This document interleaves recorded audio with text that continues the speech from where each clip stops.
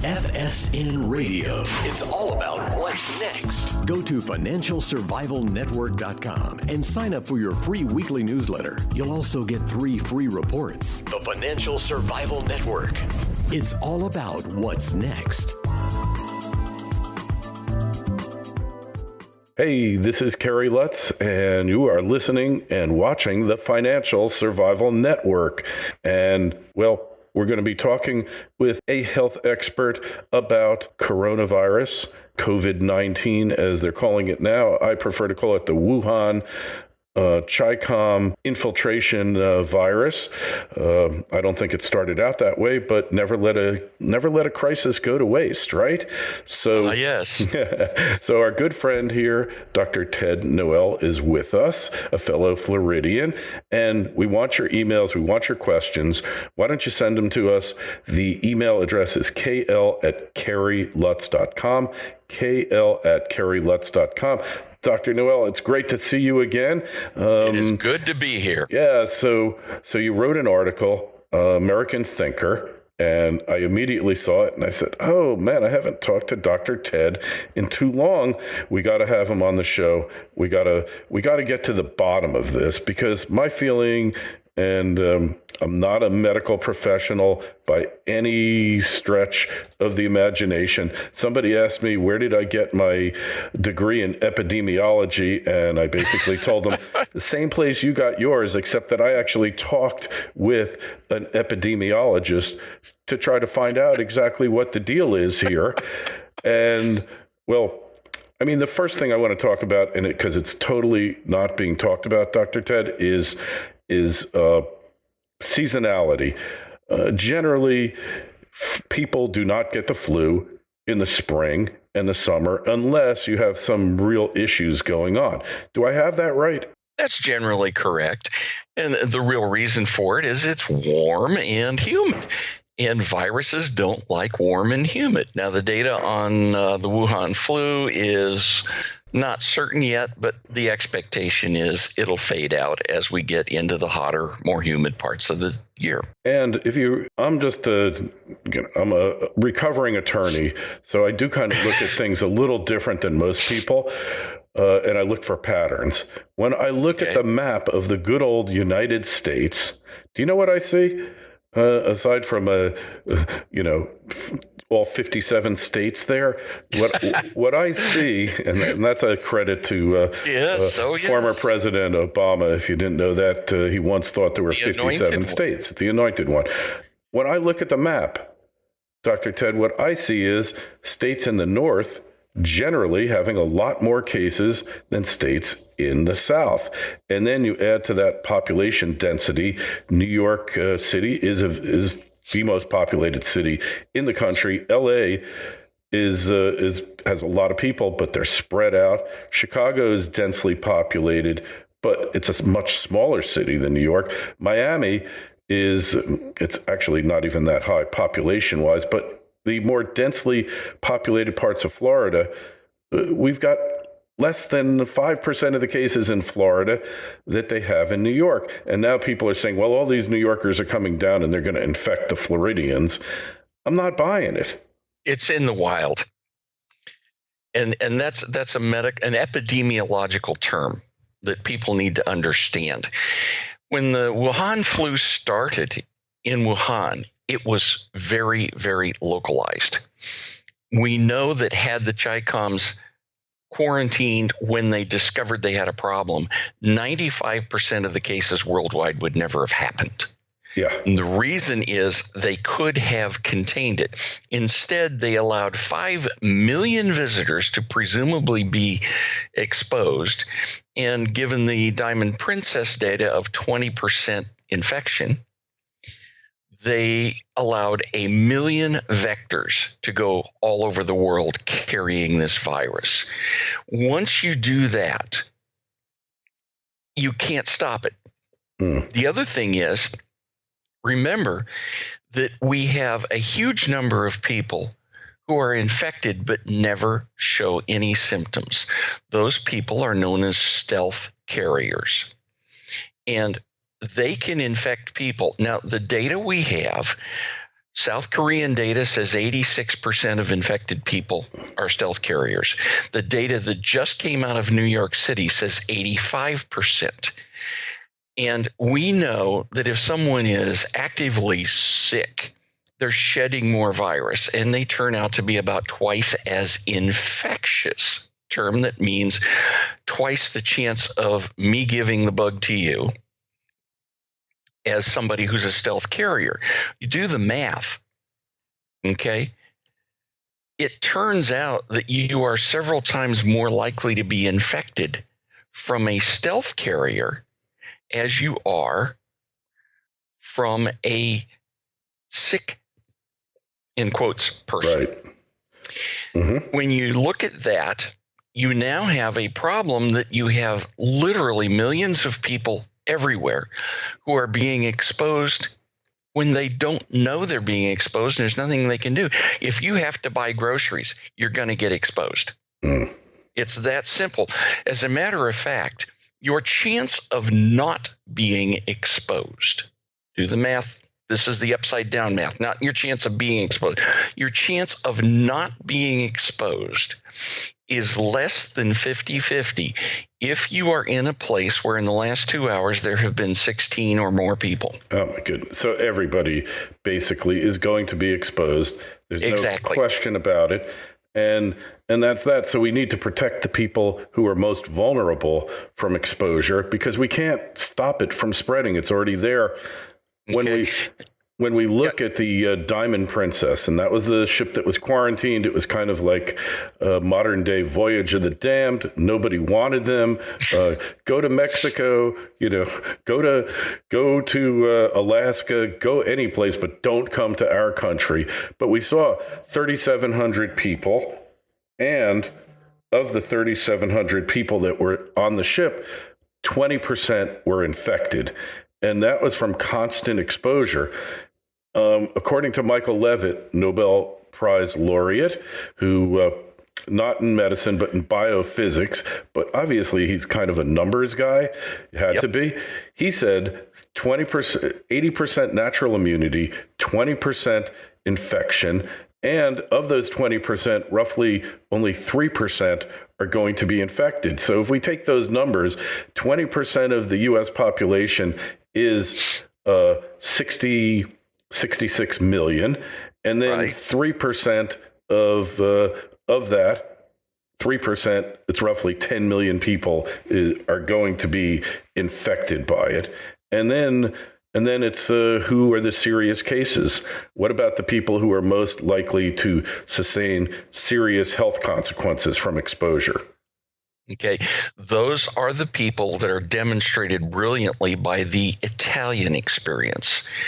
In Lombardy, we have a 10% death rate because you have a tightly packed population of elderly people with multiple other diseases. Those are called comorbidities. The average fatality in Lombardy had 2.7 comorbidities, and they only had a minuscule fraction that didn't have other problems. The average age of their mortalities was 82. Wow. So advanced age, multiple comorbidities, there's your big problem. You dump that in. Oh, guess what? That's the Richland, Washington SNF. Yeah, nursing home there, right?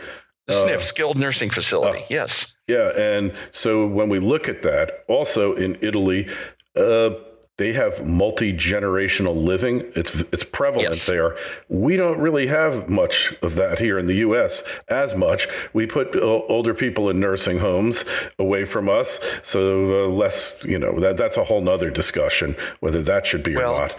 But they also have socialized medicine, and they have drawn down for financial reasons the amount of care available. Mm-hmm. And they took a number of these older people and said, I'm sorry, you don't have, as Zeke Emanuel would say, enough quality adjusted life years, enough qualities to make it worth treating you. That's why their mortality was high. The same thing's going on in Spain. Isn't that playing God, really? Who's to say that an 85-year-old person who's healthy, robust, interacts, maybe even takes care of their grandchildren, And then you've got a 50-year-old drug abuser, but because they're 50, they should be treated ahead because you're a drug abuser, suppresses your immune system, and you're much more likely to get it. So you're playing God by saying that 50-year-old drug addict, their life is worth more than an 85-year-old person who's vigorous and is a real asset to the community. So what is the solution here? Because through their own folly, their own foibles, they have created a shortage of the type of medical care that's necessary to treat these people.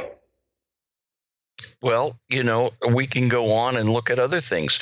In New York City, which has been aside from Giuliani, it's been under Democrat control for God knows how long.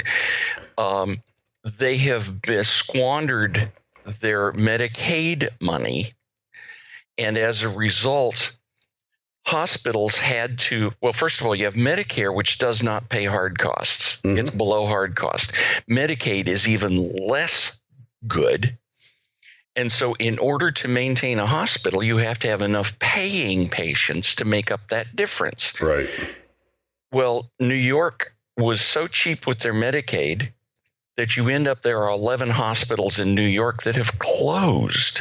I know. And they're all in the lower income areas. So now you have a lower income area.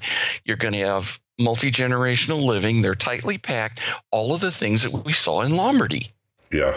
And New York is filthy. I lived there a long time. It's filthy, crammed together more than in Lombardy. And the first thing I did, I have two daughters that live there. And I said, they're going to do a lockdown there. Told my girls and their husbands' families, get the heck out of there. I felt like Kurt Russell from Escape from New York, Snake Plissken. I was like, I'm going to go there with the shotgun and, the bandoliers of ammo around me to go break them out of New York. It really got that simple. I said, I don't know what's going to happen. I do know that basically Comrade de Blasio is a certifiable moron, and you can't, if civil unrest breaks out, you can't expect him to put a lid on it. He doesn't even want to. He probably thinks it's good because it's moving towards the communist goal. And Andy Cuomo is just a total ideologue, opportunist politician, and you can't count on him.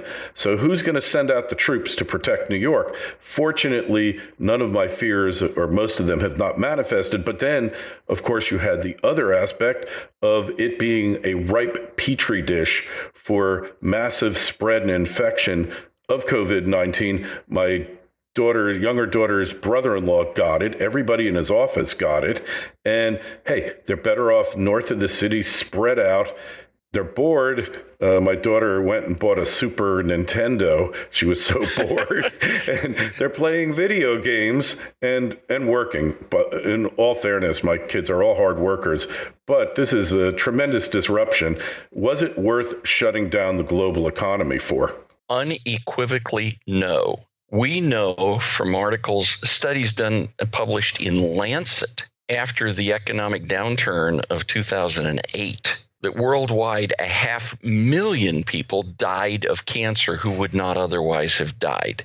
Now, extrapolating that to the United States is a little different, maybe a little hard to get an exact number, but that would be in excess of over 7,000 U.S. deaths just of cancer. And let me give you an example of how that could happen. We are shutting down all elective procedures. Oh, so ladies can't get their mammograms. We're not going to find the cancers, so they're not going to have their biopsies, and the cancers are going to advance into a less treatable stage, lower survival stage. Of course. Because we shut down elective surgery. We've got all kinds. We can run the list. Joint replacements. How many people in England die because their total hip is delayed? They end up getting blood clots in their legs because they can't move around, a pulmonary embolus. We can run the list. There's a bunch of these things. It's not just cancer.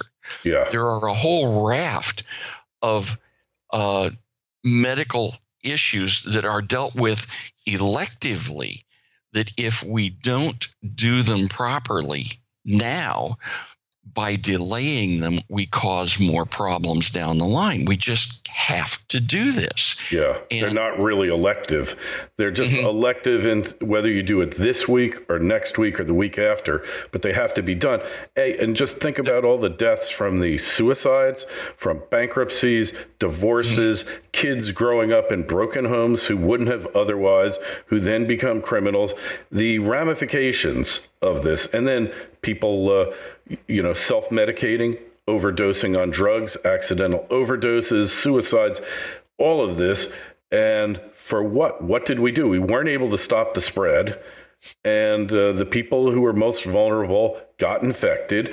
And because we're busy testing every man, woman, and child on the planet, rather than focusing the effort on those who are most vulnerable, those people go without care. And then we wind up with the Grand Inquisitor at the hospital who decides who shall live and who shall die. FSN Radio. It's all about what's next. Arcana Corporation is on the verge of bringing the world's highest grade silver mine into production. The Revenue Virginius mine in Colorado has proven improbable silver reserves grading nearly 37 ounces per ton silver, with an all-in sustaining production cost of only US $8 per ounce of silver. The mine is fully permitted with infrastructure already in place, and the company has announced they plan to commence production in 2020. Achieving successful production usually results in a significant upward share price re-rating on the Lassonde curve. Arcana trades under the ticker AUN in Toronto and AUNFF in New York. To learn more, go to arcana.com. That's AURCANA.com.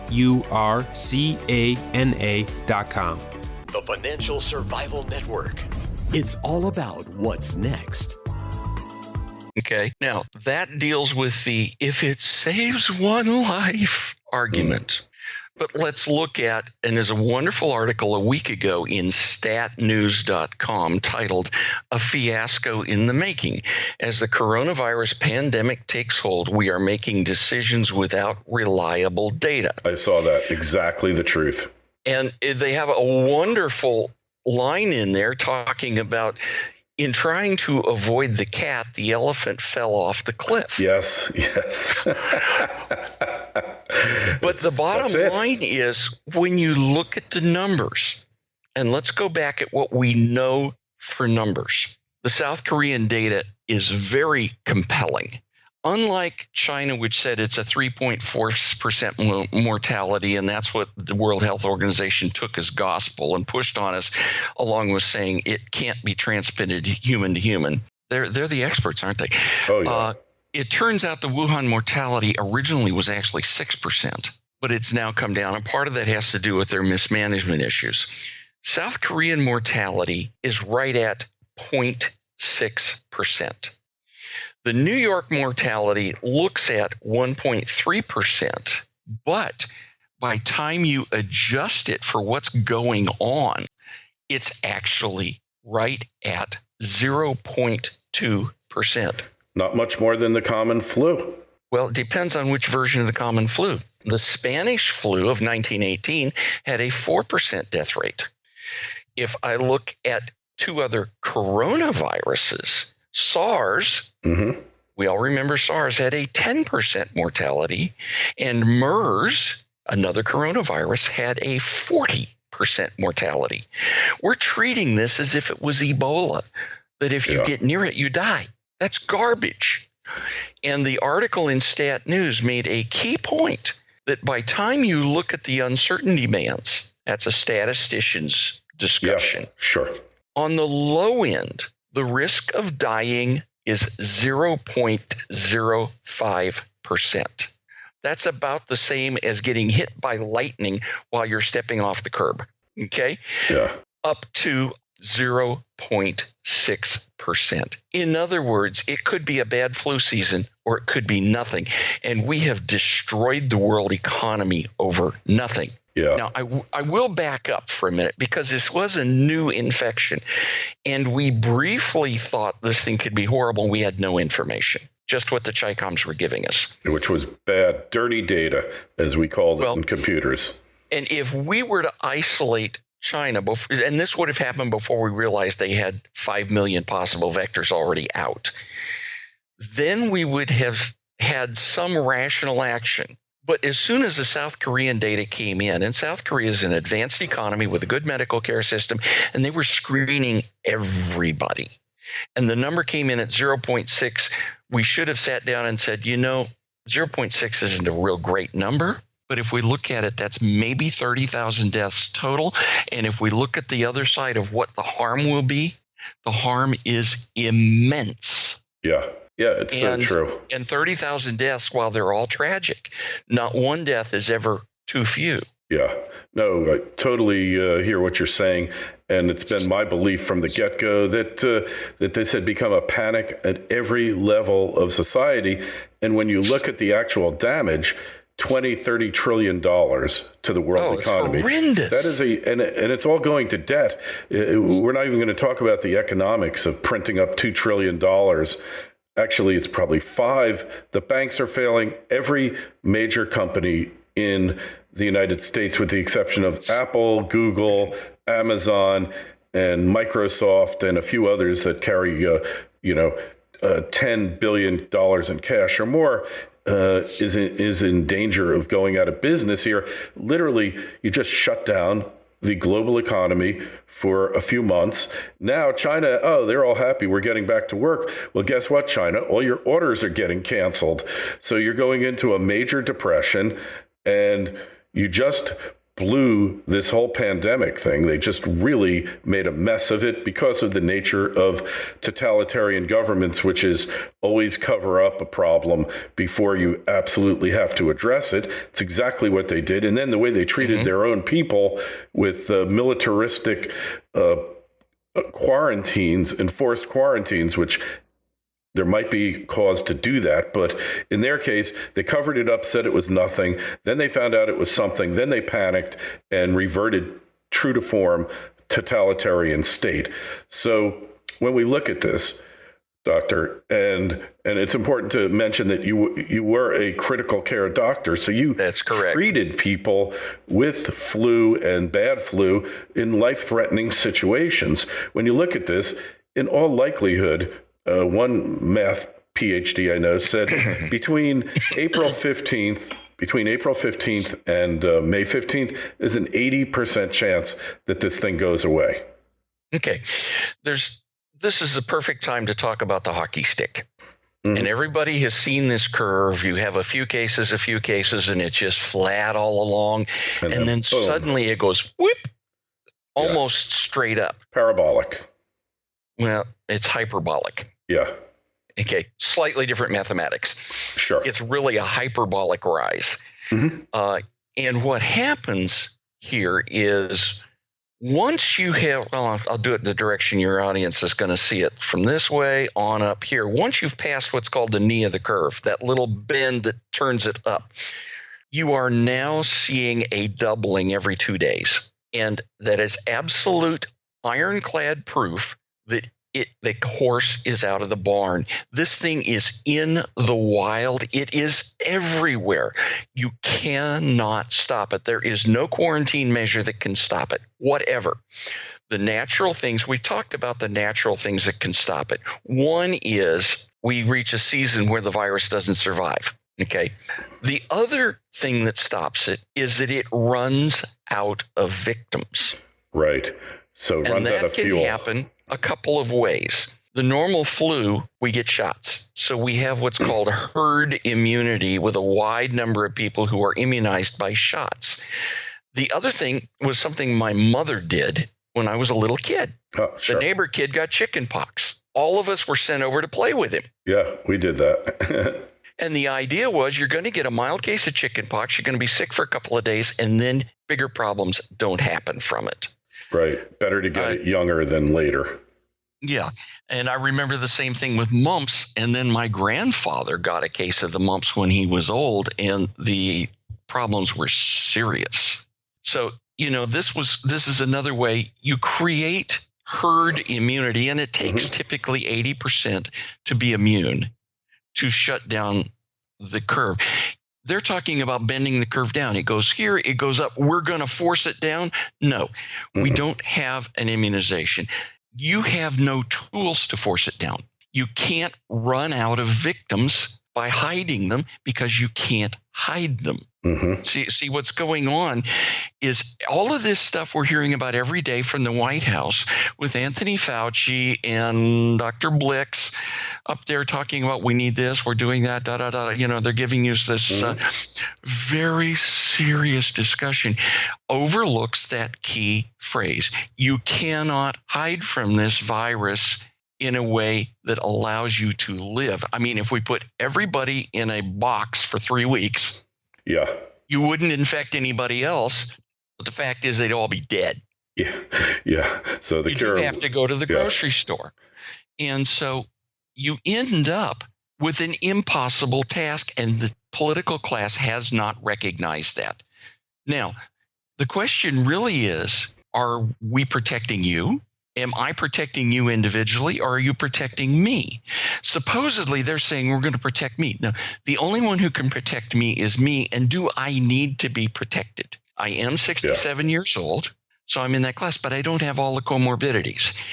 So I have no problem going to a restaurant. Mm-hmm. And golf courses, they're shutting down. My local 9-hole, gorgeous course, Winter Park, they closed down last week. They're afraid of all this. It's the safest place in the world to be because ultraviolet from the sun kills the virus. Exactly. And humidity. They're watering it all the time. So you got like huge humidity and the heat. It's heating up in Florida. It's mid-80s and it's starting to get sticky. The time of year that we hate the most in Florida is actually the safest to be out there with this virus. So what about the fact they're restricting these quinine-based drugs, chloroquine and hydrochloroquine? And what is... They're approving it for compassionate use, which means you have to be half dead before they'll allow it to be used on you. And yet every doctor out there has been writing scripts for themselves and their families, stocking up on it. And quinine, which it's based on, you could go be drinking 5 bottles of tonic water a day, probably get 400 or 500 milligrams of quinine in your system. And that's going to help immunize you from it or treat it in any event. You know, that's an interesting thought on the tonic water. I hadn't thought of that one. But one of the problems we have with the quinine derivatives is simply a supply problem. And do we have enough for all the cases that are out there? Because this drug was used for a lot of people for arthritis. Autoimmune issues, yeah. Yeah, rheumatoid arthritis and all of its variants. Lupus, yeah. And we're going to have to take some of them off of that to divert it to where it's, from I'm going to help you feel better to I'm going to save somebody's life. And so you're ending up with a triage until you can get enough of the stuff on board. Compassionate use, we have a real problem with the FDA. And it's the Kefauver amendments from back in 70s, I think it is. And what they did was change the approval for drugs from safe to safe and effective. Efficacious. And they increased the cost of drugs by a full order of magnitude doing that. Yeah. And in order for the FDA to license something, they say it's safe and effective for this. Now, you can use it off-label, and 80% of all drug use of all sorts is off-label. I know. Because once it's approved, the doc says, I don't need all of those studies or all of the approvals. I have the studies. And every study that we've seen, whether they be the original 15 out of France or the 300 or 400 out of Dubai, they all show dramatic benefits. And the quinine derivatives plus azithromycin. Azithromycin does nothing on its own, but together they're a miracle cocktail. It's a synergistic effect with the Zithromax and the quinine-based drugs. So the FDA, by keeping this away from people, I understand there's an existing user base already, and you got to consider them. But this stuff can be manufactured very rapidly. We won't even get into the China thing. They've been taking quinine. I remember World War II hearing about the soldiers. They were taking quinine pills, straight quinine. Now they've figured out how to basically turbocharge them. But the doctor who figured out that this stuff would work looked at the map just like I did and said, hey, there's not much of this in Africa. What could it be? Well, they're always getting malaria in Africa, and everybody's taking quinine-based drugs. and brilliant association, just like when you look at the map and you see it's a lot worse in the north than it is in the south, but not all, because you need those other factors. But New York City, you have them, because in California was originally at the top of the heap, Washington State. Now they've fallen back. The number of new cases coming up there, it seems to have slowed down. Same here in Florida. It looks like we're getting 100 to 200 cases a day, which, is serious, but it's manageable. Well, when you look at all of this, you got to wonder where we're headed here and how we're going to address this.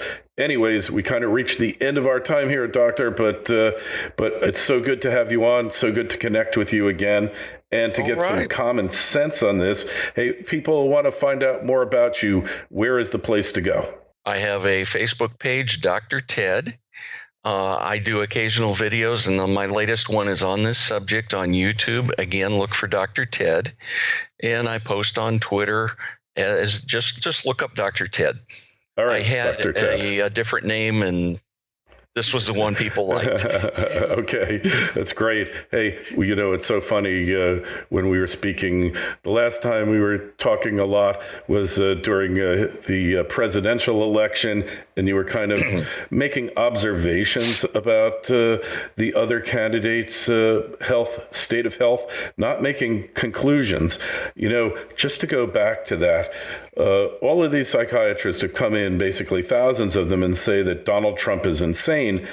I'd like to see their evaluation of his primary opponent, who isn't going to be the candidate, by the way, Joe Biden. Where are these psychiatrists and psychologists for a guy who is obviously suffering from advanced stages of dementia to the point where he is about to become violent on the campaign trail? You and I know it. No one else. This is a case where not only does the emperor have no clothes, but the people are blind, so they can't even see that the emperor has been disrobed. Well, the changes over the last 2 years with Joe Biden are relatively dramatic. Yeah, and I have been forced to start preparing a video on that. Yeah, well, you can rest easy, Doctor. You're probably not going to have to get involved. I've said from the get-go, he is merely a placeholder. He was there, his primary function, to defeat Bernie Sanders. Originally, they were going to let the field split up and do a brokered convention. Bernie gathered a little bit too much momentum. Then they had to take him out, and therefore they forced all the other candidates to drop out. Bloomberg was kind of like the hero in that movie, The Great White Hope, where the blacks are taking over boxing, and they have this one guy, and they know he can't beat the hero of the movie, the black boxer. Can't remember his name, and so then they basically forced the black guy to take a dive, and this is what's happened here. It's devolved into a state where even if they get Cuomo in there, it's not going to matter. Anyway, Doctor, hey, questions or comments? You finally heard from somebody who actually knows what they're talking about, treated people in conditions close to what the coronavirus has induced or caused, and getting true facts, true information out there. That's our purpose. We want to hear from you. Email us, kl@kerrylutz.com, kl@kerrylutz.com. Twitter feed's @kerrylutz. Facebook page is Financial Survival Network. And of course, our home site where you should go and sign up for your free newsletter is financialsurvivalnetwork.com. Dr. Ted, we will talk to you again real soon. Thanks again, and I'll be happy to help answer some of those questions that come in. FSN Radio. It's all about what's next. Go to financialsurvivalnetwork.com and sign up for your free weekly newsletter. You'll also get 3 free reports. The Financial Survival Network. It's all about what's next.